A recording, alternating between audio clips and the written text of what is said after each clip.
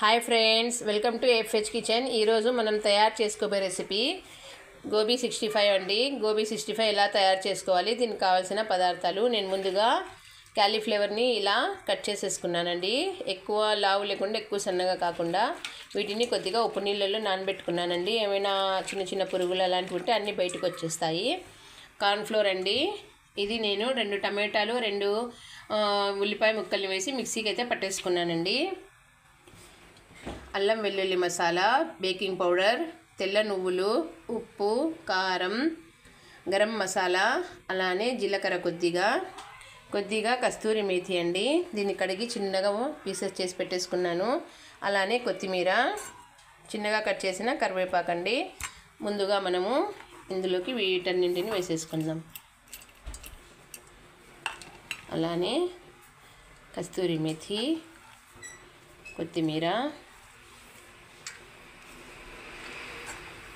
కరివేపాకు, టమాటా ప్యూరీని కూడా ఇందులో వేసేసి అన్నింటినీ మిక్స్ చేసేసుకుందాం. చూడండి, వీటిని మనము ఎంచక్క ఇలాగా జారుతున్నట్లు మనము కలిపేసుకున్నామండి. స్టవ్ మీద ఆయిల్ పెట్టేసుకున్నాము. ఆయిల్ అయితే హీట్ అయిందండి. కొద్దిగా హీట్ అయిన ఆయిల్ని ఇందులోకి వేసేసుకుందాం. ఎందుకంటే మనము ఆల్రెడీ బేకింగ్ సోడా వేసాము. అలానే ఈ వేడిగా ఉన్న ఆయిల్ వేసుకున్నప్పుడు క్రిస్పీగా అనేది వస్తుందండి మనకి. చూడండి, ఇప్పుడు ఇందులోకి డిప్ చేసేసుకొని మనము ఒక్కొక్కటిగా ఇందులోకి అయితే వేసేసుకుందాం.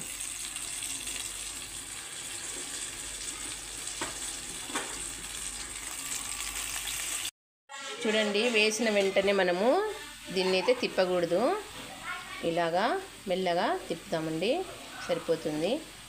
చూడండి, చెక్క మనకి పర్ఫెక్ట్గా అయితే వస్తున్నాయో. దీన్ని అయితే ఒక 10 నిమిషాలు ఇలానే కుక్ చేసుకుందాం. చూడండి ఫ్రెండ్స్, ఎంతో టేస్టీ అయినటువంటి గోబీ 65 అయితే రెడీ అండి.